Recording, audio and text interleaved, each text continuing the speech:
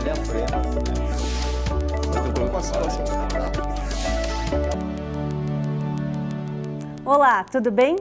Uma pesquisa da Organização Mundial da Saúde mostra que quase 90% dos brasileiros sofrem com algum transtorno mental. De acordo com estudos da Organização Pan-Americana de Saúde, o Brasil apresenta as maiores taxas de incapacidade causada por depressão e ansiedade do continente americano. O número de suicídios também tem aumentado muito. Não é à toa que a OMS elegeu o suicídio como tema do Dia Mundial da Saúde Mental 2019, que foi comemorado em 10 de outubro e que é tema deste Em Discussão especial de hoje. E para falar mais sobre este assunto, eu recebo no estúdio da Rede Alesp a médica psiquiatra da Faculdade de Medicina da USP, doutora Maria Cristina Ferrari. Seja muito bem-vinda, doutora, ao nosso programa. Obrigada pelo convite, tá? Imagina, nós quem agradecemos. Obrigada. Doutora, para a gente começar, eu queria que a senhora explicasse para a gente se o sofrimento emocional é normal. Sofrimento não é normal, né? Ainda quando a gente pega a parte emocional, que leva um sofrimento emocional, já é uma coisa que está atrapalhando a vida do indivíduo, a qualidade de vida do indivíduo. Existem momentos na nossa vida que nós temos um sofrimento emocional. A perda de um ente querido, uma perda afetiva, uma perda econômica, um desemprego. Isso leva realmente a um sofrimento emocional. Mas isso leva um tempo. Por exemplo, você perde um ente querido. Em um mês você sofre, tem tristeza, mas depois você encontra forças para recuperar e encontrar um caminho para a vida. Mas se isso mantém, esse sofrimento emocional mantém, aí nós já podemos pensar que pode trazer uma patologia.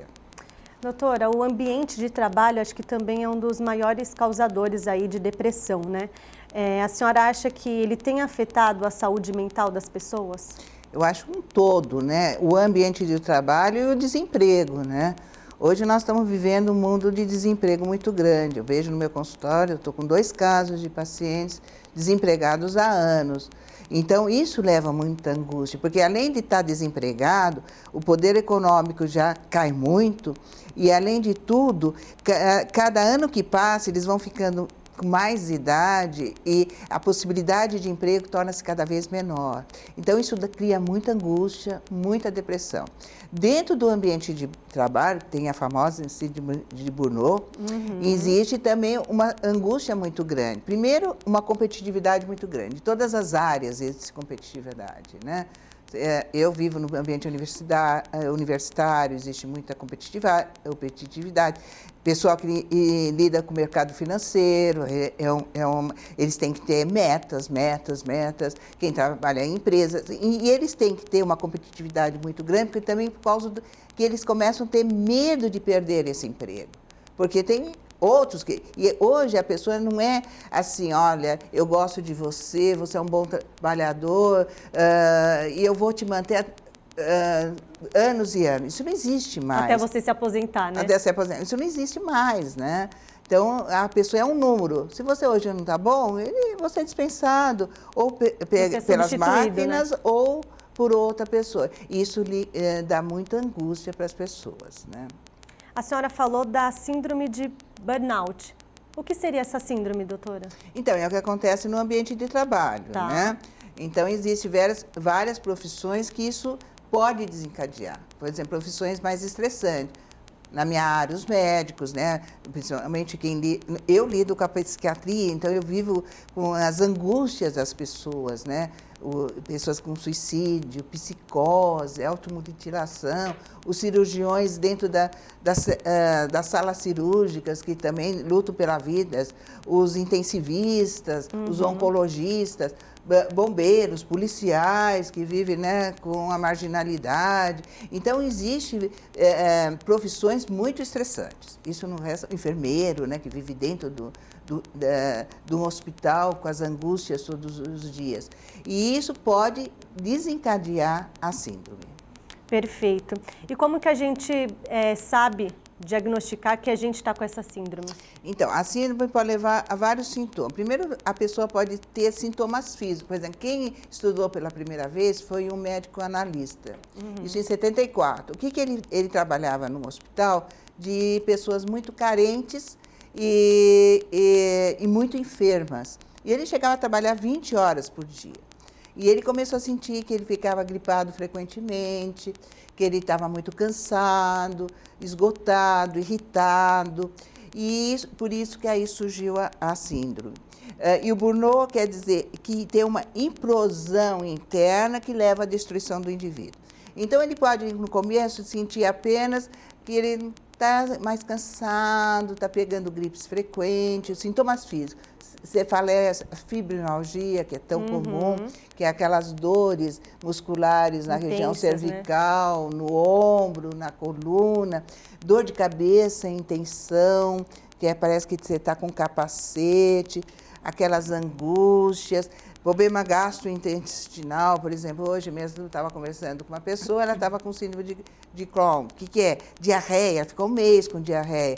Mas ela está passando que a filha foi para o Japão, ela se separou do marido. Então, aquela angústia está desencadeando essas doenças. Muitas doenças imunológicas são causadas por problemas emocionais.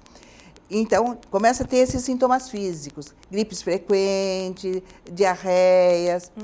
Depois começa a parte emocional, angústia, tristeza, começa a capacidade de concentração diminui, começa a não desempenhar bem o papel dele, o trabalho, ficar mais irritado, agressivo no trabalho.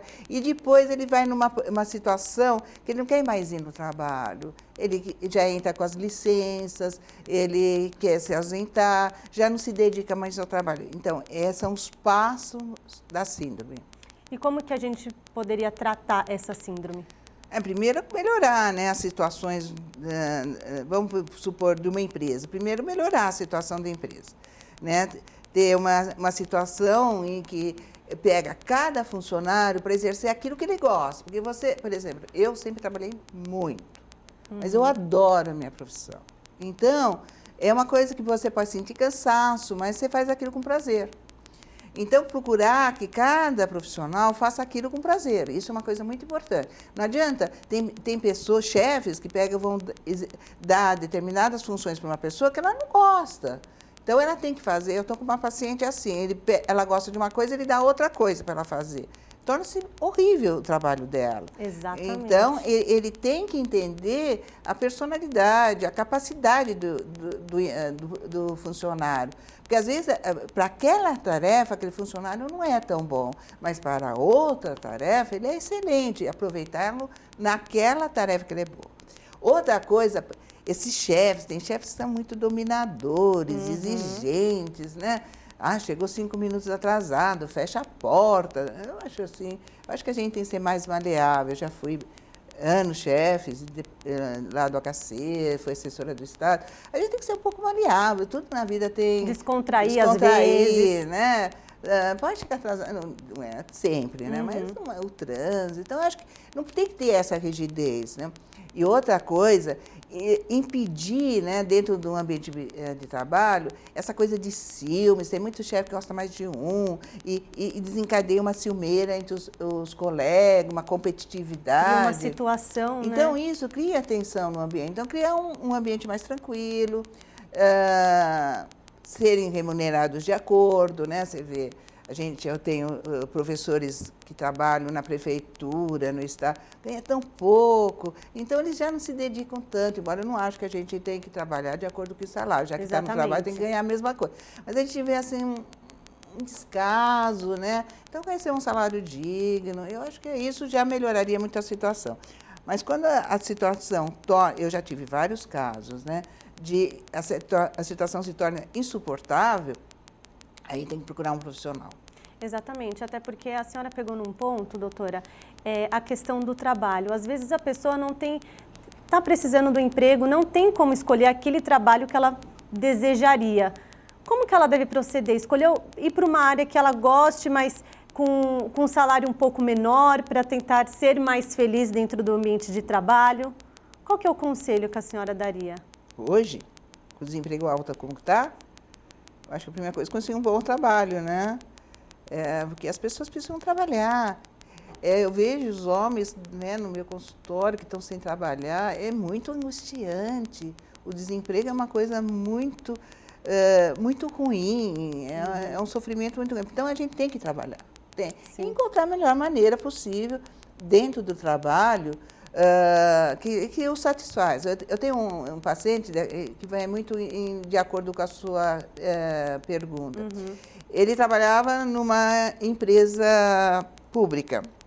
E ele é jovem ainda, mas ele falou para mim, mas eu não gosto, eu gosto de jogos, onde eu estou não estou feliz. Ganhava um salário bom, razoável, e já era administrador e entrou na área de jogos.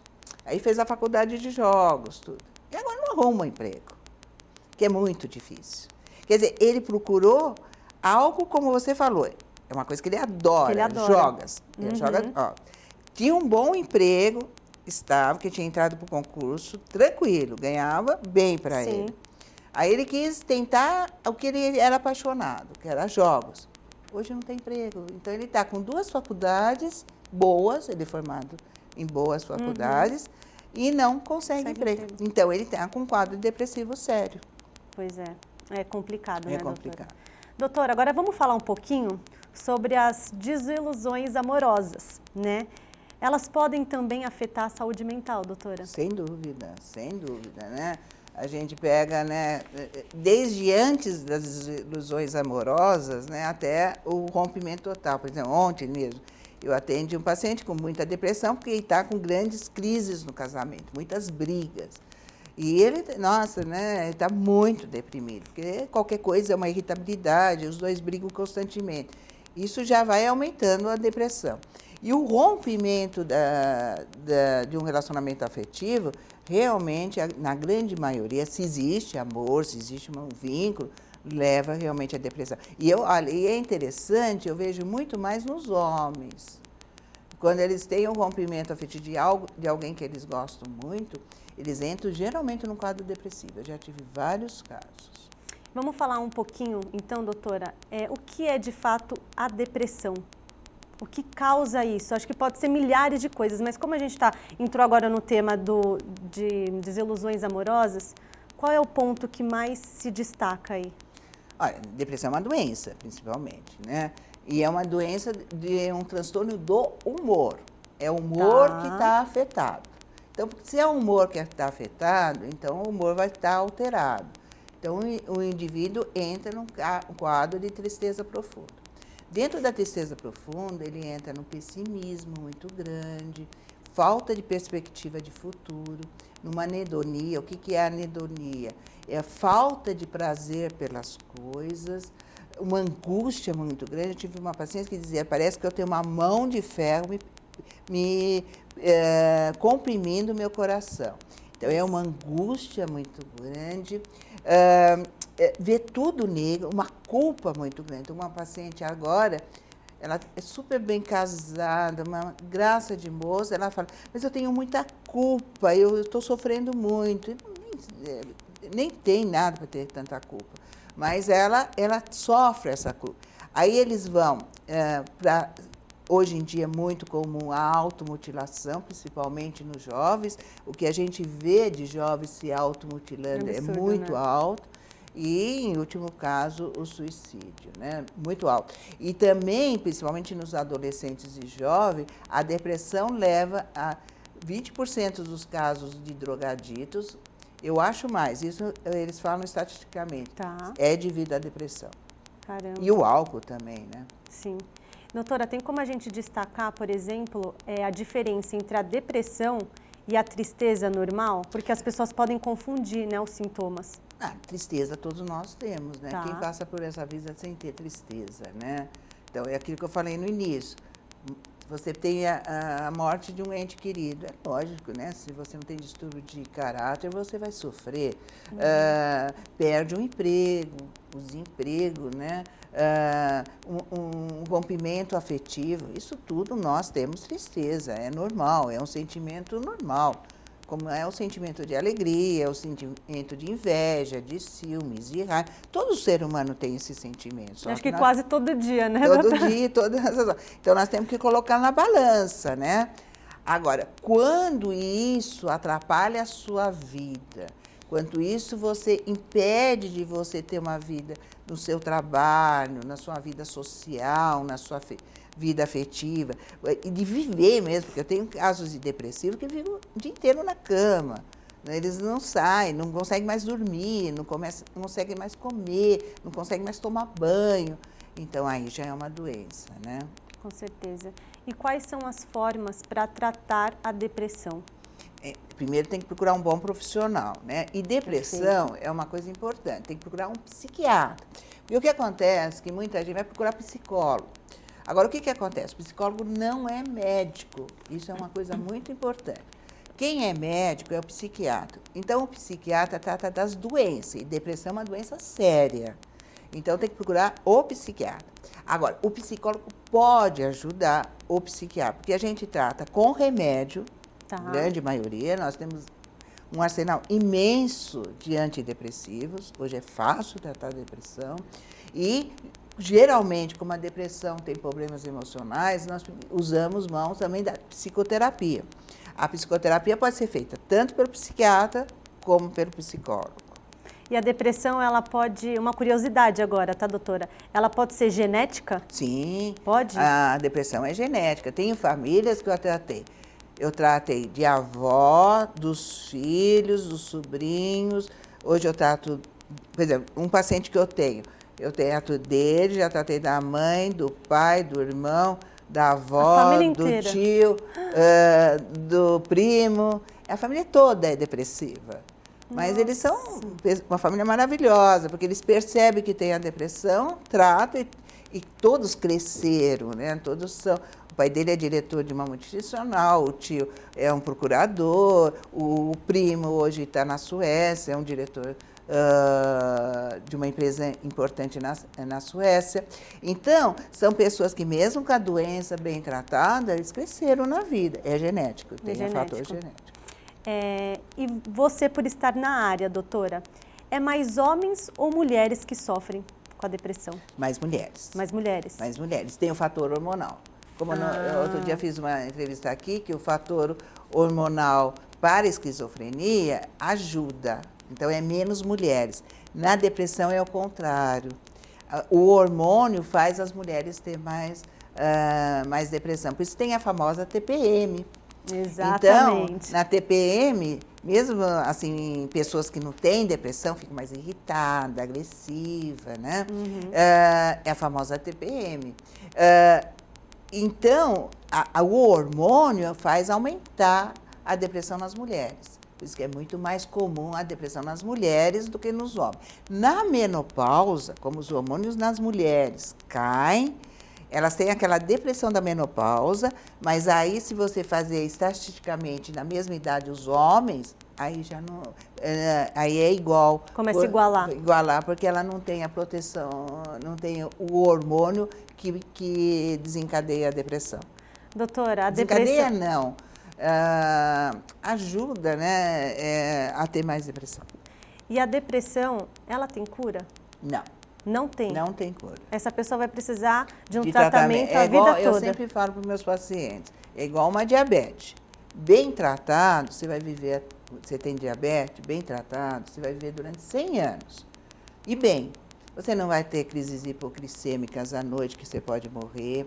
Você não vai ter hiperglicemia, que pode ficar cego, pode perder os seus membros, pode ter um AVC, pode ter um infarto. Você vai viver bem tratado. A depressão é a mesma coisa. Bem tratada, ele vai viver super bem. Bem em todos os sentidos, inclusive profissional. Estou falando das pessoas que eu trato. Então, tem que tratar. Tem que tratar. Pode ser que, às vezes, você bem tratado, você não precisa mais de remédio. Tá. Ou uma dosagem mínima de remédio. Mas vai estar sempre precisando do acompanhamento. De algum acompanhamento. Perfeito. E a senhora acha que o termo depressão já está banalizado? Porque às vezes a gente vê uma pessoa com uma tristeza, por exemplo, ele está com depressão, né? Todo mundo acaba com depressão, por exemplo, né? Eu escuto muito isso. Ah, a fulana está com depressão, ah, o outro também está. A senhora acha que banalizou um pouco? Não. Primeiro que tristeza não é sinônimo de depressão. Sim.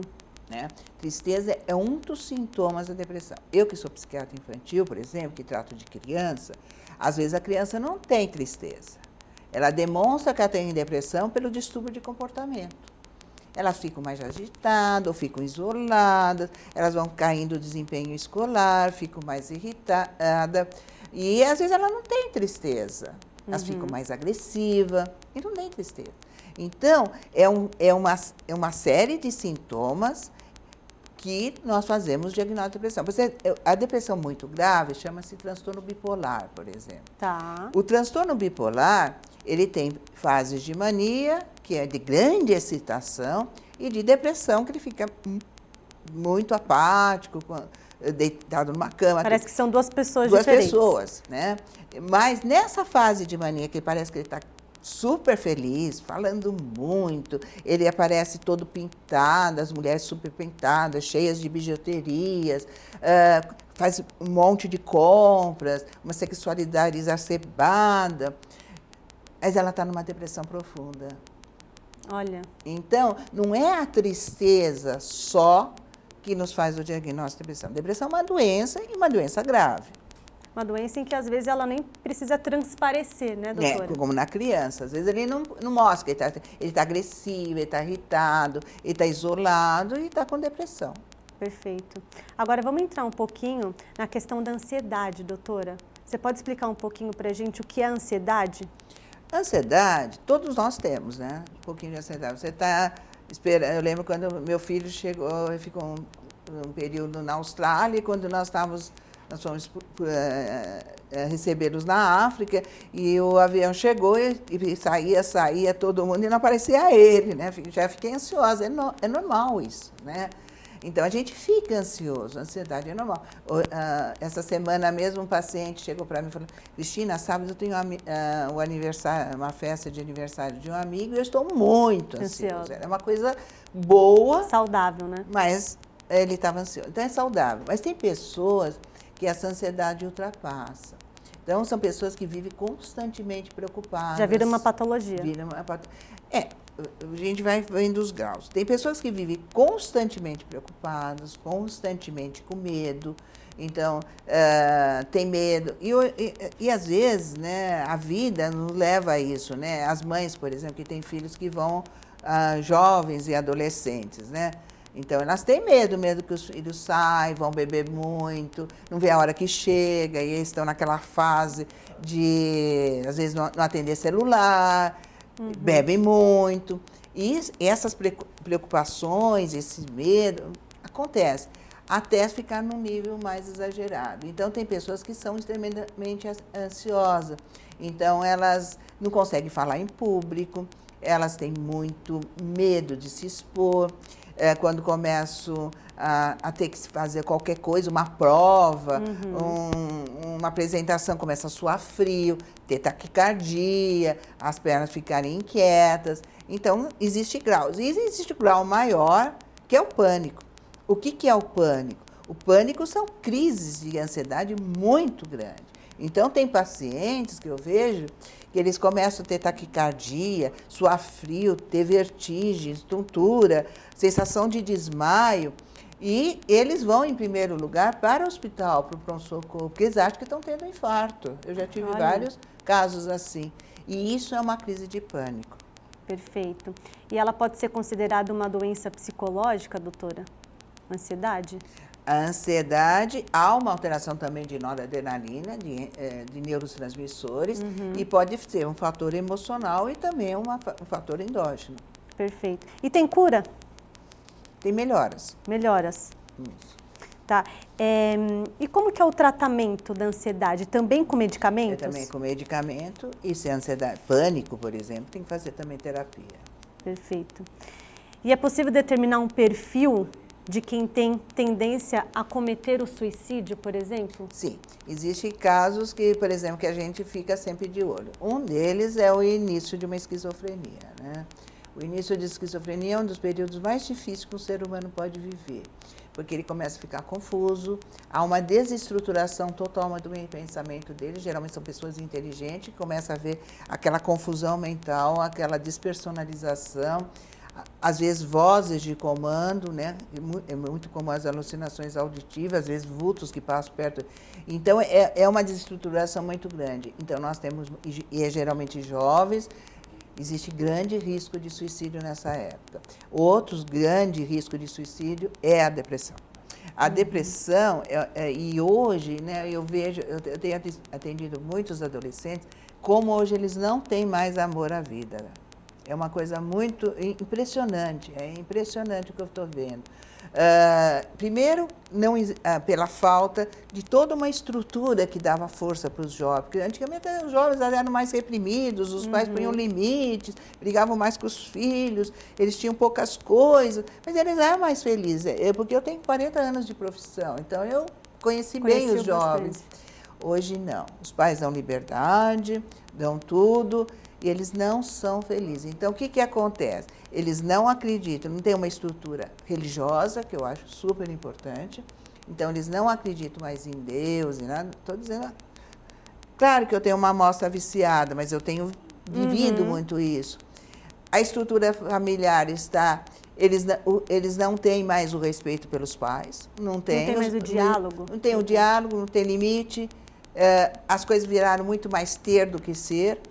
Mesmo na escola, que teve essa coisa muito ruim, que parece que agora está melhorando, da aprovação automática, que todo mundo era aprovado, sabendo ou não sabendo, então eles não se dedicavam aos estudos. Então, que o estudo também é uma coisa importante, a leitura é importante, hoje também com o celular ninguém lembra mais nada. Então, eles vão perdendo o amor à vida. Eu vejo, por exemplo, eu tenho uma paciente, ela é linda, menina, mas ela é linda. E ela falou, Cristina, eu só penso numa coisa, eu quero morrer. Meu Deus. Eu só quero... Aí ela mostrou o braço dela todo automutilado. Então, eu falei, mas, nossa, a gente olha para ela, ela é linda, linda, linda, linda. E ela não tem motivação nenhuma para viver. Nossa, doutora. Deve ser bem complicado esses casos, difícil, né? Doutora, a gente está falando desses adolescentes. Como é que os pais podem identificar se eles estão com algum transtorno? Porque acredito que, como a gente estava falando aqui, o diálogo às vezes acaba não tendo dentro de casa. Como é que os pais podem identificar que o seu filho está precisando de uma ajuda? Cada caso é um caso, né? Eu vou só te colocar o exemplo de um caso que eu tenho. Eu tenho um caso, para ver como é difícil, de um casal de médicos. Então, meu paciente é filho de um casal de médicos. O rapaz era super inteligente, muito inteligente. Ele, com 14 anos, começou a usar drogas, porque ele já estava desencadeando um processo psiquiátrico. E os pais acharam que o problema dele era só droga. Inclusive, expulsaram de casa. Até me procuraram, ele tinha tido 8 internações. 8 internações psiquiátricas de longo período, porque eram aqueles hospitais psiquiátricos para drogaditos, não era para doença psiquiátrica. Quando ela soube de mim, ela foi no meu consultório com o paciente. Ele tinha, quando ele me procurou, acho que 27, 28 anos. Quando eu fiz o diagnóstico, ele tinha uma esquizofrenia. Não era nada com a droga era secundária. Por que ele procurou a droga? Porque ele começou a viver toda essa confusão mental, então a válvula de escape dele foi a droga através dos amigos. E os pais não perceberam. Quando chegaram, hoje ele está bem, mas ele tem a parte cognitiva dele toda prejudicada. Afetada. Toda prejudicada. Outro dia eu recebi um paciente, 13 anos, e o menino uma depressão muito grande. Aí eu vi a mãe, fiz uma mãe muito rígida, tudo. Aí ela me mostrou no celular um vídeo dele com uma arma apontada na cabeça. Quer dizer, como o menino chegou a essa arma apontada na cabeça? Quer dizer, é uma falta da pessoa perceber, conversar e entender seu filho. Hoje o ser humano está com muita dificuldade de conhecer o outro. É verdade. Né? Às vezes ele convive na mesma casa, mas não consegue entender, não consegue conversar. Então eu acho que hoje o jovem, ele está muito perdido. Às vezes não convive nem no mesmo ambiente, morando na mesma casa, morando na mesma casa. Fica trancado de repente dentro do quarto o tempo todo. O tempo todo, dentro do celular, e o celular é uma porta para a vida. O que eu ouço no meu consultório, que eles vendem nos sites e tudo, né, os pais nem podem imaginar o que existe em todos os níveis, né? Inclusive existem sites hoje em dia de como a pessoa deve se suicidar, com todos os passos. E os pais pensam que o filho está lá no quarto, sozinho, quietinho, e não sabe o que está acontecendo dele. Ele está quietinho, não está tendo trabalho, então a coisa está muito séria. Doutora, como é que a pessoa, de repente, o que ela pode fazer para ajudar uma pessoa que está pensando, ameaça se suicidar, por exemplo? Quando a gente vê que o caso é bem grave, é internação, né? Não tem dúvida. Mas isso não impede que a pessoa se suicida, né? Porque já vi casos de pessoas se suicidar dentro do próprio hospital. Eles arranjam um jeito e suicidam. Conseguem. Quem quer se mata. Graças a Deus eu nunca tive um caso dele. Mas eu interno pouco. Mas quando você consegue ter uma família que consegue proteger o indivíduo, então a gente pede que fique junto, mas tira tudo que ele pode se suicidar, tem que ter grades na janela, tirar faca, tirar tudo e sempre com uma pessoa do lado. Porque a gente tira dessa fase, que é a fase aguda da depressão. É a mesma coisa, seria uma fase aguda de uma pneumonia. Depois a gente consegue tratar a depressão. E a doença mental, ela pode ser evitada, doutora? Tem algum jeito? Eu acho que poderia evitar essas coisas mais emocionais, né? Começando com uma estrutura melhor de família. Acho que até começando com o país, vamos começar assim, um país mais tranquilo. Hoje eu estou vendo dentro do meu consultório, já nunca ouvi falar em política dentro do meu consultório, eu vejo meus pré-adolescentes, meus jovens adolescentes. Mais. Não é interessante, foi interessante, eu acho positivo, mas com raiva, com ódio, assim, fazendo as escolas dividindo grupos. Você, para ser aceito, você tem que ser do outro grupo, senão você não aceita. Se você gosta de um político, eu tive um caso de um paciente, porque a família dele voltou para um político, o outro queimou as costas dele do banco de trás. Quer dizer, eu nunca tinha visto uma coisa dessa. Ter mais uma religião, né, uma coisa assim que acolhe, né, sem também esses viés políticos, mas nessa coisa espiritual. Uma família que conheça os filhos, que conversa. Não adianta o filho ter tudo, levar para a Disney. Eu vejo hoje em dia, as crianças vão 2, 3, 4, 5, 10 vezes. Às vezes não é disso que está Não precisando. é disso que eles não precisam. Hoje em dia, toda criança já foi, né, de classe média, média alta, já foi para a Disney, já foi para não sei quem, né? Mas era tão mais gostoso quando eles iam na casa da avó, reuniam os priminhos, os amiguinhos, né? Hoje não tem mais isso, não tem mais casa da avó, não tem mais casa de nada, né?